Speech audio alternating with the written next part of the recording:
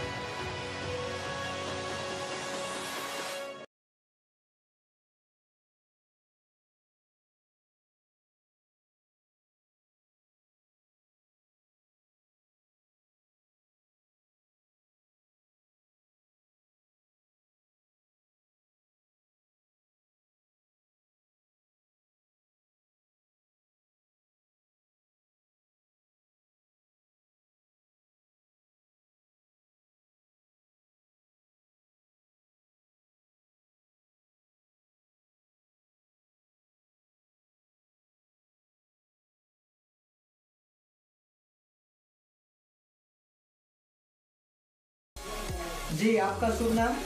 किशोर कुमार पुरी। आपका आगमन कहाँ से हुआ है? मैं बालाघाट जिले से वाराणसी नगर से हूँ। लगभग ये जो आपका कार्य चल रहा है, ये जो दान का, ये कितने वर्षों से चल रहा है? दान का कार्य हालांकि तो पूछना नहीं चाहिए, फिर भी जानकारी लेना। मतलब मेरे जो माता पिता थे ये बहुत ही धार्मिक थे और उन्हीं के संस्कार मुझे मिले। लगभग मैं तो करीब 20, 25, 30 साल मतलब से ही कार्य कर रहा हूँ और मेरे ख्याल से 25-30 साल हो गए इन्हें कार्य पे लगे हुए हैं जी। अभी जो चरण पादुका बंटवाया था उसमें जो कंबल वगैरह वितरण, जो आपने कल कंबल बंटवाया जी, है ना, वो आज क्या वितरण हुआ? आज संत महात्माओं को जैकेट और गरीब जनों को, मतलब माँ नर्मदा के जो जरूरतमंद पुत्र और पुत्रियाँ हैं उनको साड़ी है, कंबल है, जैकेट है, टोपा है, छोटे छोटे बच्चों के वस्त्र हैं, ये सब वस्त्र सामग्री, गर्म वस्त्र सेवा के रूप में ये आज वितरण किया गया। लगभग आज किन क्षेत्रों में वितरण किया गया? आपको तो शायद क्षेत्र में जानकारी नहीं क्षेत्र का नहीं, नर्मदा ग्रामीण क्षेत्र में गए, नर्मदा तट में और ग्रामीण क्षेत्र में। और यहाँ संत महात्माओं के सभी आश्रमों को जाने के गर्म वस्त्र भेंट कर रहा हूँ। तो आगे भी इसी तरह करते ही रहेंगे? हाँ, मेरा पूरा जीवन पर है किसी काम में, क्योंकि मेरा ये मानना है कि जब हमने मानव तन प्राप्त किया है तो हमारे ऊपर प्रकृति का उपकार है, संत महात्मा का दिन है, देव दिन है, गुरु दिन है, माता दिन है, पिता पुत्र दिन है। और जिस नगर बस्ती में, जिस देश में हम रहते हैं, क्योंकि वहाँ पले बसे खेले कूदे, उनका सबका है। और मानव तन जब मिला है तो ये एक ऐसा तन है कि इसमें कुछ पूर्ण हो सकता है इंसान, तो इंसान को पूर्ण होना। तो मैं ये कह रहा हूँ कि जो आप दान दे रहे हैं, जिससे आप संसार को क्या प्रेरणा देना चाहेंगे कि हर व्यक्ति इसके बारे में सक्षम हो? यहाँ तो सक्षम होने के बाद भी लोग छुपे रहते हैं, उसका उनको क्या शिक्षा देना चाहते हैं? वो असल में ये है भैया कि हमारे जो सनातन धर्म में है ना, शुरू में बताया गया था कि मतलब जो दान जो है इस हाथ से अपन किसी को करें तो ये बाजू वाले हाथ को पता नहीं चलना चाहिए। तो ये गुप्त दान की परंपरा हमारे वैदिक जमाने से चली आ रही है। लेकिन आजकल साधु के रूप में स्वादु काफी घूम रहे हैं, तो वो लोगों के उन्होंने मतलब विश्वास को छला है। तो इस कारण से लोगों की जो दान देने की जो परंपरा है, सेवा भाव है, वो कम हो गए हैं। नहीं, इसमें आप लोगों को क्या प्रेरणा? लोगों की यही प्रेरणा है कि अगर हमने मान लो इस मानव तन को प्राप्त किया है तो हमारी जो मतलब है, हमारी जो इनकम है उसका कम से कम दशांश भाग मतलब जनहित के, जन कल्याण के कामों में खर्च करना चाहिए। अगर 10 नहीं कर सकते तो 5 कर लो, 4 कर लो, 3 कर लो, 1 कर लो, कुछ तो करो जी। अभी जैसे स्वामी जी के यहाँ महाचंडी यज्ञ चालू है जी, तो इसमें हालांकि ऐसा यज्ञ है कि जो यहाँ होता ही नहीं, स्वामी जी के द्वारा हर साल होता है, लेकिन यहाँ जनता ही नहीं आती है। ये जानकारी का अभाव। और नहीं, जानकारी तो सबको है। मेरा जो जीवन है ना भैया, श्री करपात्री जी महाराज के शिष्य लक्ष्मण चैतन्य जी महाराज हमारे नगर पधारे थे और उनके द्वारा संकल्पित एक यज्ञ था सहस्त्र चंडी महायज्ञ। लेकिन किसी कारणवश मतलब उनके द्वारा वो हो नहीं पाया, वो संकल्प अधूरा था। उस संकल्प की पूर्ति के लिए हमने सहस्त्र चंडी महायज्ञ वाराणसी में करवाया था, जिसे मतलब देवरा बाबा, परंतु देवरा बाबा के शिष्य सर्वेश्वर प्रपन्नाचार्य जी महाराज उनके नेतृत्व में आचार्य जी के उसमें हुआ था और उसके उस मतलब यज्ञ का संयोजक था मैं। तो मेरी मतलब यज्ञ की शुरुआत धार्मिक कार्यों की मतलब यहीं से हुई है।